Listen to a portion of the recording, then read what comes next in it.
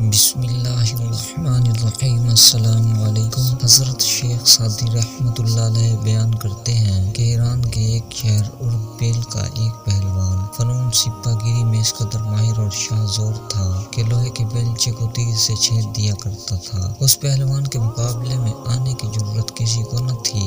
ایک مرتبہ ایسا ہوا کہ ایسے شخص نے اسے مقابلے کی دعوت دی جو نمدہ پہنے ہوئے تھا۔ وہ پہلوان اس کے مقابلے میں آ گیا اور اپنی مضبوط کمان کو کندھے سے اتار کر اس پر تیروں کی بارش کر دی۔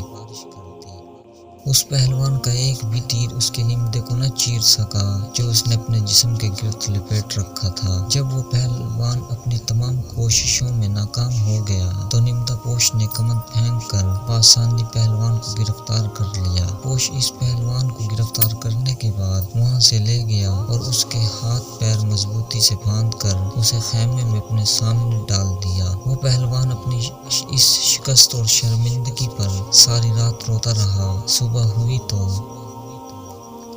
ایک غلام خیمے میں آیا اور اسے دیکھ کر بولا کہ تم وہی نامی گرامی پہلوان ہو نا جو تیر مار کر لوہے کے بیلچے کو چھید دیتا تھا۔ اگر تم وہی پہلوان ہو تو تمہاری یہ حالت کیسے ہو گئی؟ اس پہلوان نے ایک سرد آہ بھری اور کہا کہ تقدیر بگڑنے پر کوئی ہنر کام نہیں آتا اور یہ سب تقدیر کا کیا دھرا ہے۔ جب میرا ستارہ عروج پر تھا تو میرا کوئی وار خالی نہ جاتا تھا اور اب جب تقدیر نے ساتھ نہیں دیا تو میں یہاں قید ہوں۔